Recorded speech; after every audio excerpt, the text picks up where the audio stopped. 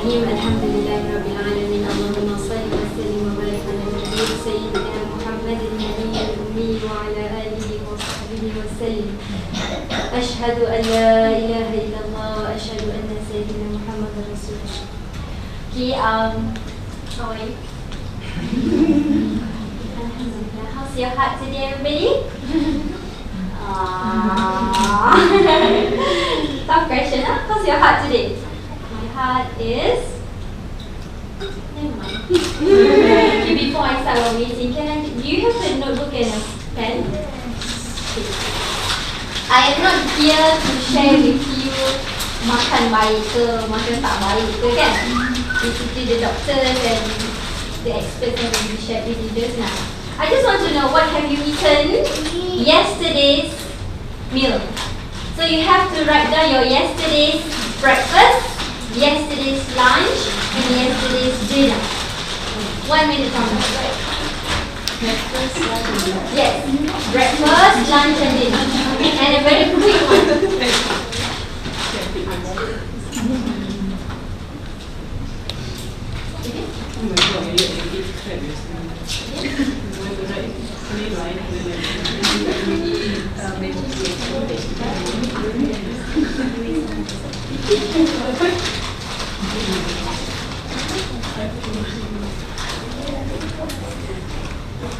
Yesterday I eat vegetable.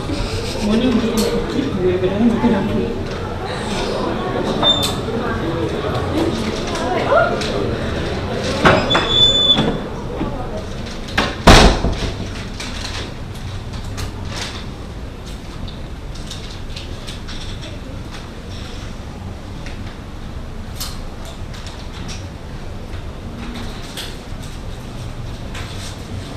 Done? Okay, I do a very quick one, okay? The first row will be sharing about your yesterday's breakfast, second row your yesterday's lunch, third row yesterday's dinner. Very quick one, huh? 1, 2, 3, yo. Cereal, bagus tau. But there's something in cereal you need to know, okay? Puasa, okay. Roti john or wholemeal bread. Okay, roti john, daging. Okay. Tak ada. One slice of bread.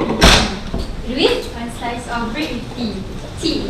Just bread. Yes, one slice Plain bread. with margarine. Margarine. Just Milo. Milo, okay. Lunch. Puasa. Dia. Pasta. Pasta. Sauce? Yes. Tomato sauce? Okay. Again? Okay. Pasta with what sauce? Tomato sauce. Rice with? What lau is there? I eat rendang and sayur. Oh, okay. I ate rendang beef burger. Rendang beef burger. KFC? Okay. Your dinner? Instant noodle. Nasi with kuah lemak. Ikan goreng. Kuah lemak with ikan goreng. Kuah lodeh. Okay. Worst, water soup plus bread. Oh, okay.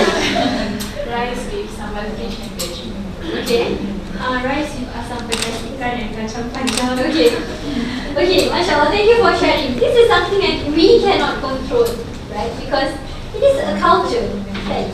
But never mind about that. I just want to share with you, first and foremost, something about Ramadan and the food that we can eat during Ramadan, inshallah. Yeah? So, first and foremost, let us go through the Quran, what Allah says about food. I will be sharing with you only 2 verses, but these 2 verses really has an impactful in my life, and I hope it will impact your life too.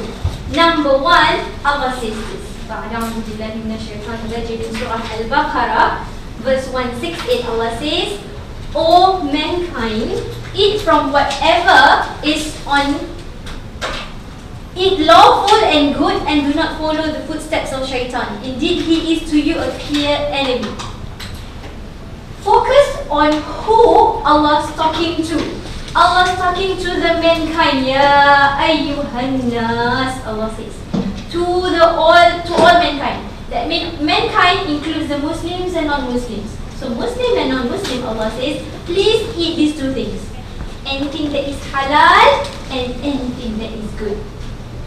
So as simple example as McDonald's. Everybody knows it is halal, but it is not good. Instant noodle. It is halal, but it is not good. So step number 1, Allah says to everyone, human, eat what is halal and good. Now, number 2 verse, Allah stated this only to those who believe. In Surah Al-Baqarah verse 172, Allah says, O you who have believed, eat from whatever good things which we have provided for you, and be grateful to Allah if it is indeed Him that you worship. So as a Muslim, as a mu'min, we are supposed to eat what is halal, what is good, and number 3, be grateful. So from these verses, as simple as we can say that, for example, kan, whatever your mom cook at home, it is halal and it is good because it comes from your mom's tangan, kan? So you have to be grateful. So you get what I mean? Yes. You get what I mean? So as simple as that. Okay? Is there any questions from this slide? The verse is very clear? Inshallah. Okay, now, before I go through about fasting and some Quran Sunnah food, I just want to share with you this adab of eating. Do you know, I don't really study biology or any other doctor's subjects, but have you heard of this medicine called Unani medicine? Unani. Have you heard of these scholars, Muslim scholars called Ibn Sina? He is the founder of this medicine. Okay, I'll just share with you. Prophet Muhammad sallallahu alaihi wasallam loves 3 things on earth. Prophet Muhammad loves atar, nyata. Prophet Muhammad loves women, and Prophet Muhammad loves prayer. So Prophet Muhammad fall in love with these 3 things. So apart from the women and prayer, everybody knows about it, is atar. There is a difference between atar and perfume. So where does this atar comes from? It comes from Prophet Sulaiman. Okay, I cut the story short. I only have 5 minutes to share with you. So from this one day, this I make it short. So this atar is actually comes from Prophet Sulaiman. Okay, you can just come back to me after this if you want to have more sharing. So basically, this atar comes from the plants and the flowers that can be healed as a source of healing.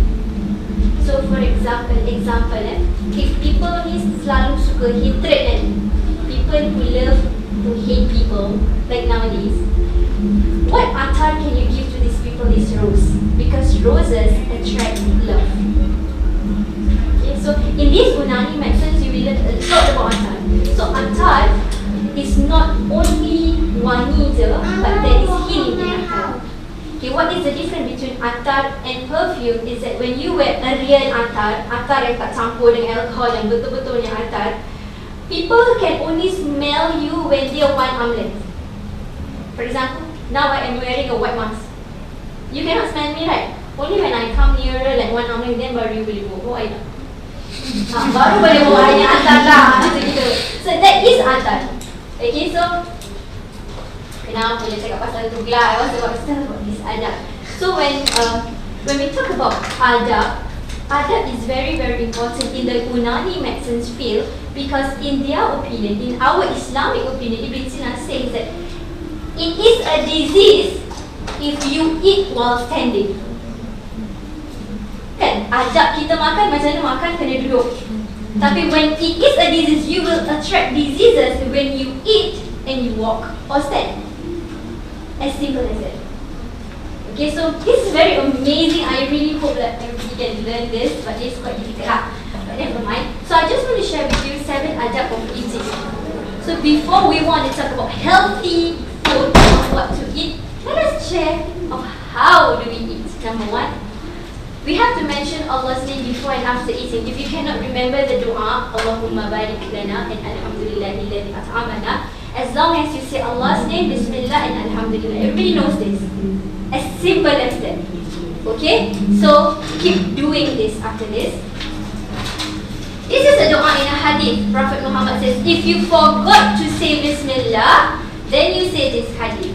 Bismillahi awwaluhu wa akhiruhu. If you forgot to say. So in the middle kan, lama baru teringat, then you say this dua. I begin with the name of Allah at the beginning and at the end. It's okay, I will give you the slides. Later on. Okay. What is this? Number two, to eat when hungry and stop before feeling full. This is the adab. Kita tak kan? Do you know there is no such thing in Islam to eat breakfast, lunch and dinner? Do you know that Prophet Muhammad did eat bila dia lapar? And for Prophet Muhammad, if he has his dinner tonight, then he will have the next meal tomorrow night. So Rasulullah tak ada macam breakfast makan ni, lunch makan ni, tak ada. So who created this breakfast, lunch and dinner system? It's a kafir system. So that nanti kita ni otak sibuk kan, nak masak apa. We have to remember Allah in life, not remember what to cook. Okay, so you have to eat when hungry and stop before feeling full. You have to do this especially in Ramadan. Okay. Eating with the right hand. There is a barakah. Why Allah says we must eat with our right hand. Prophet Muhammad teaches us whatever good things we do it with our right hand. Whatever bad things we do it with our left hand. Kan bila istinja pakai tangan kiri. Bila makan pakai tangan kanan. So that we are teaching our hands in akhirah. Meaning that in akhirah we want to teach our hands, we want to get a good book with our right hand, with a good result. Bila dekat akhirat nanti semua dapat buku kan. And we want to teach our left hand, you won't be getting any book unless you make any bad mistakes. Okay? 4. Okay, these are the hadith, so I'll just go very fast. Finishing one bite before taking another. This is the adab. Selalu kita dah makan kan, belum habis kat mulut tau, ambil lagi masuk. The adab of eating, Prophet Muhammad share, habiskan kat dalam dulu, baru ambil yang lagi. Dah habis, baru ambil yang lagi. Okay. Washing the hand before and after eating. Hygiene. And it is commanded in Islam. Okay. Number 6 is to eat together. The concept of eating together is not let's go Burger King. You makan meal you, I makan meal I. No. Eating together in Islam is to eat at one plate together. Meaning ada satu plate tu dengan nasi macam makan berdamai. And ada banyak-banyak tangan kat dalam satu nasi. Prophet Muhammad says dalam satu rezeki tu, satu plate tu, if there is more hand, there is more barakah in the rezeki. What is barakah? Barakah is something small tapi banyak. So plate tu satu plate nak makan 6 orang, alamak tak kenyang sih, nanti semua tak nak share. But if you do that, Allah will give barakah. Okay? And from now on, if you're a mother, if you're staying by yourself, dah tak payah beli pinggan mangkuk lagi lah. Taklah beli pinggan mangkuk. So what you can do, because kalau you pergi beli dulang, dekat IKEA ada dulang besar-besar. Taklah besar macam orang kahwin kan, macam nice one, $50, $20. Then you just buy, ambil 2 ke 3 lah. Then start to eat together with your family. Okay? Okay, this is what Prophet Muhammad teach us. Leaving a third of your stomach for food, 1/3 for air and 1/3 for drink. So bila kita makan tu nak kena take note lah. 1/3 tu makanan, 1/3 air, 1/3 nak breathing untuk air. Okay, Prophet Muhammad is our best doctors, insyaAllah. So I continue with just now the adab of eating. Right? Okay, basically you know lah. I kasih 7 je tau. Actually dah ada banyak lagi. So these 7 you must do. After this, do. Okay? Now these are the 7 Ramadan activities for the soul. You know, during Ramadan, Prophet Muhammad says that 1/3, the first 10 days of Ramadan is Allah gives maghfirah, forgiveness. So on the first day of Ramadan, it's like taking Allah's attention. So semua orang bila malam pertama Ramadan sebagi tarawih kan, semua macam nak get Allah's attention. So the first night, Ihya Ramadan, hidupkan malam Ramadan. If you ever heard of this campaign called the Wear White campaign, so on that first night, pergilah pakai putih because you'll be wearing white pun, hanya semata-mata untuk mendapat keridaan Allah, untuk that Allah's maghfirah the first 10 days. Prophet Muhammad says the first 10 days is you will get Allah's maghfirah, forgiveness. The second 10 days you will get Allah's mercy, rahmah. The last 10 days you will get freedom from hellfire. So orang-orang yang masuk, orang-orang yang puasa ni is Masya Allah. You know that there are how many levels of neraka? Neraka ada berapa tingkat? 7 Syurga ada berapa tingkat? 7. Are you sure? Yes, 8. Kerana Allah sayangkan orang-orang yang berpuasa, Allah create one more Rayyan. So syurga kita ada 8 tingkat. And one pintu syurga ni hanya untuk orang-orang berpuasa. So when you fast it only for Allah's sake. Fast it properly. So these are some of the activities for the soul that I hope you will amal this in Ramadan consistently for 30 days. Because in Islam, whatever you do for 40 days continuously, it will become a habit. Okay? Oops. Alamak, tak ada ke? 1 minit, ha? Okay, this one. Number 1 is to wake up at 3 a.m. every night. For what? For tahajjud prayer.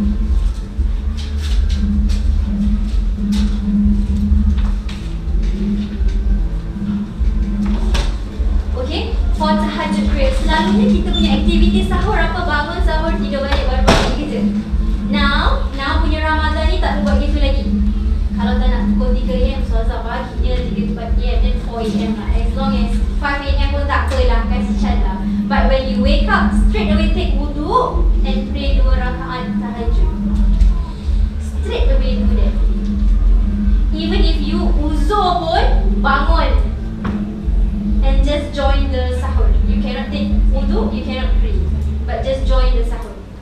Okay? Number 2, to perform duha prayer. There is so much barakah. Allah, Prophet Muhammad doa for Prophet Muhammad says this doa, Allahumma barik ummati fil duha. Ya Allah, berkatilah umatku pada waktu duha. Prophet Muhammad says so, pagi tu lepas subuh jangan tidur. Sunnah untuk kita tidur is after zuhur. Tu sunnah, tidurlah. Dalam kerja nak tidur je, tak apa. Because it is sunnah, saya tak suruh raya. Tapi duha time is the most precious time. So what you can do is pray 2 rakaat duha. Okay? This is what I said. To sleep after zuhur, Hallelujah. It is sunnah. So make it a habit. Kita puasa mesti nak tidur punya. Bila kita kalau seperti rumah tak kerja kan, zuhur mesti anak-anak dah ngantuk. Because that is fitrah. Allah created human to ngantuk at zuhur time. That's why it is sunnah. But then Allahnya rule very best. Tidurlah. Tidur je. Tak payah sibuk nak makan apa, nak masak apa nanti. Bahasa boleh fikir.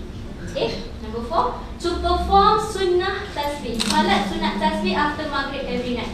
This is what happened when I was studied in Yemen, Darul Zahra, Tarim, Hadramaut. This is the habit of people in Yemen when in Ramadan. Bila kita nak makan, bila tengah maghrib kan, kita punya buka puasa 1 dulang tu ada banyak korun. Tak ada makanan lain. Irritating kan? Kita dah lapar ni, so nanti tengah lapar-lapar makan korun 10 biji lah sebab dah lapar kan. Lepas tu terus stop.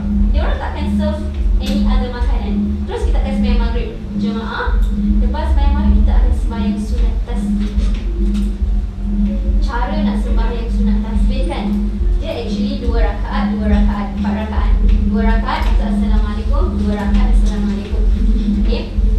every action of the prayer, you will say your tasbih. Subhanallah walhamdulillah wa la ilaha illallah Allahu akbar for 10 times. So for example, let's just give an example Bila Allahu Akbar, baca Al-Fatihah, baca surah kan, sebelum you rukuk you have to tasbih Subhanallah walhamdulillah wa la ilaha illallah Allahu akbar 10 times. Then you rukuk lagi, you baca Subhana Rabbil Azim wa bihamdi, and then tasbih Subhanallah walhamdulillah wa la ilaha illallah Allahu akbar. You can come to me after this so I can give you precisely what to say. So make this a habit. Prophet Muhammad says that there is so many barakah when you do sunat tasbih. Allah akan ampunkan segala dosa kita. For one. So Prophet Muhammad says if you cannot make sunat tasbih every day, at least do it once in your life. Okay? We continue. To break your fast with korma and continue after sunat tasbih. Number 5 is to always break your fast with korma. Okay, there is yang lain tu jangan tengok salah type. Number 6, to perform tarawih with rest and relax manner. Ni saya nak cakap dengan semua orang, termasuk video di sana dan video di sini. Tarawih means relax. In Singapore, the culture of us praying tarawih kelam kabut lepas buka je itu. You know when you pray, you nak kena relax sebab malam Ramadan adalah nak hidupkan malam Ramadan. So when I was in Yaman, the culture is like this tau. Sembahyang maghrib, bila azan maghrib, buka puasa dengan korma. Lepas tu sembahyang maghrib Jumaat, sembahyang tasbih kan? Lepas tu kita akan patah balik, kita akan makan sepuas-puasnya. Lepas tu baru kita buka puasa. Makan. Kita akan sembahyang isyak dalam pukul 9:30. Kita akan relax lah bila kita, sebab kita dah kenyang. Lepas makan tadi, sebelum kita sembahyang isyak, semua orang akan mandi. Sebab kita nak happy kan, kita tak nak besar-besar kan, sebab kita nak hidupkan malam. So semua akan mandi, dah mandi barulah sembahyang isyak, lepas tu sembahyang tarawih. Lepas tu relax lah sembahyang tarawih. Nothing to rush. So I want you to amal this lah. So nanti bila kita nak start tarawih, make sure we are in a relax and rest manner. Okay? Bila saya cakap pasal perempuan, sebaik-baiknya perempuan kalau nak salat sunat, Rasulullah kata sebaik-baik wanita punya salat adalah di rumah, kecuali yang fardu. Perempuan kalau nak pergi masjid boleh, Rasulullah tak halang perempuan pergi masjid, tapi untuk salat fardu. Okay? So it's better for us if we have kawan-kawan ke, adik-adik ke kan, we can just make our house semua perempuan sembahyang tarawih sama-sama. So kita lagi relax sebab kita semua. Ataupun sekarang kan ada sembahyang kat bawah blok, itu kan lagi relax untuk perempuan pun boleh. Rather than you go to the mosque, because kita akan kelakar sikit. Okay? But it's okay, it's your choice. Okay? And the last one is to make the night alive by reading the Quran and Islam. So you tak tidur tak? Tu you tidur sekejap lah, lepas tu untuk bangun takut. So malam tu pukul 2 pagi, bangunlah. Buatlah apa-apa. Okay? Tapi janganlah tengok TV ke, itu sikit-sikit lah, boleh lah. Tapi most of the time, read Quran. So you what? Kalau you nak khatam Quran within these 30 days of Ramadan, you can do that. But you have to start now lah, sebab perempuan nanti uzur kan. So there will be days kita tak akan baca Quran. Sekarang ni dah boleh start. One day you have to read 20 pages of Quran. 20 pages of Quran is equivalent to 1 juzuk. So if you have 30 days, it will be 1 whole Quran. Tapi kita start sekarang. Sekarang dah kita start. Okay? So I just want to share with you, these are the 5 lists of Quran Sunnah food. They are a lot, but I hope that we can amal these 5 sepanjang Ramadan. Number 1 is, well, that is what the Prophet Muhammad says, and that is the very reason I love medicine. Like I love because of this. Prophet Muhammad says there are 2 kinds of knowledge that we must learn. The knowledge of the deen, religion. It is no use you ada PhD in apa? Math, tapi you tak tahu rukun Islam ada berapa. So there are two important knowledge you must know. Knowledge of religion, the deen, and knowledge of the body. Prophet Muhammad tak cakap nak kena belajar medicine. Prophet Muhammad tak cakap nak kena belajar science. Tapi the knowledge of the body. Because this is something that we must know. Prophet Muhammad says in another hadith that our body has a right on us. Bila dekat hari kiamat nanti, Allah akan tanya, what have you done to your eye? What have you done to your stomach especially? What have you done to your head? Allah akan tanya. Because all these, they have their right. They have their right. So must take care of our body. Okay? That will be in another course, insyaAllah. Okay, so these are the Quran Sunnah food. Number one is dates. Prophet Muhammad says that a family which has dates will not be hungry. Prophet Muhammad also says that holy is Allah and to Him belongs all praises. A date tree is planted in paradise. Number three, the ajwa dates, Prophet Muhammad says, come from Jannah and they are remedy for poison. That's why kurma ajwa mahal sangat. Kan? So dates. So dates is not only in Ramadan. Make sure you also have dates even not in Ramadan. Okay. Number two is honey. Allah says in your Lord's in Surah, Allah says in Surah An-Nahl.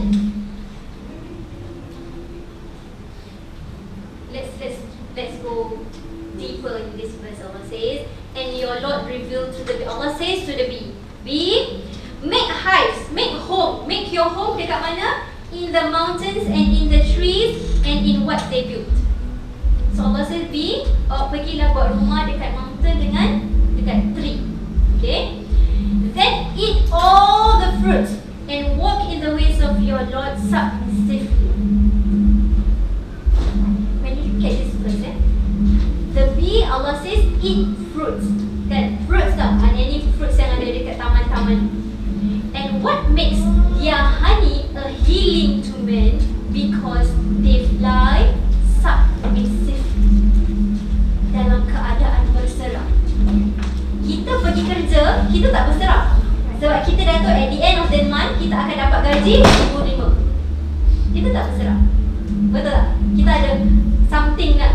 Tapi the bee, mereka berserah. Tak kisahlah hari ni kalau dapat 1 fruit, okey kenyang. Kalau hari dapat 10 fruit, lagi kenyang. So in life, Islam is about submitting to Allah. Berserah pada Allah. The Sufi scholar says that the first step to berserah pada Allah adalah berserah pada rezeki Allah. Ini homework saya nak kasih pada semua orang. Awak nak kena buat apa tak? Besok kerja tak? Tak. Hari Senin kerja kan? Bila hari Senin kerja, jangan bawa duit atau kad ATM. Dengar ni, jangan bawa duit atau kad ATM. And you work as per normal, submissively to Allah's rezeki. Allah will give. Experience Itu step number 1 lah. Kalau awak tak nak buat, awak kena buat step number 2. Monday, quit your job. Mana nak buat? Betul kan? That's the read. Allah cakap macam baru boleh dapat healing to the man. Okay, so I think you better do the step number 1 je lah. Then keep doing it lah. Pergi kerja tak payah fikir duit pun. Maybe you can bring money or EZ-Link card lah untuk transport pergi balik.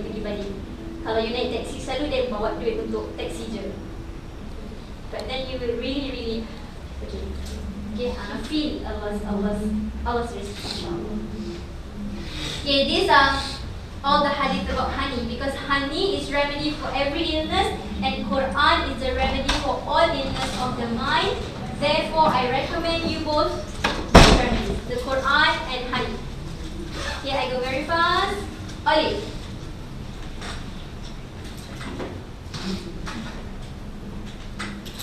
Prophet Allah says in the Quran, and a tree that grows up from Mount Sinai, which produces oil and a condiment for those who eat. For olive oil is the supreme seasoning. Kalau kita nak cakap pasal salt or sugar, then olive is better than salt or sugar. Because dalam salt ada, kalau belajar nutrition kan ada macam-macam benda tu. Sugar pun ada macam-macam benda. Not healthy because they are man-made. Okay, if you want some sugar sugar in your drink, then put honey. And you don't need to put salt because in every fruit ada dia punya salt. In every food pun ada dia punya salt. Awak cuba masak garlic, apa, dalam garlic pun ada salt. Dalam bawang pun ada salt. So tak payah letak salt. Kalau nak salt, then beli Himalayan salt. Okay? Okay, you can read, I give you later. Okay, last one. Oh, number 4 is cucumber. Prophet Muhammad loves to eat cucumber. Prophet Muhammad will eat cucumber and dates. Okay, you can. I will give the organizer the slides so that you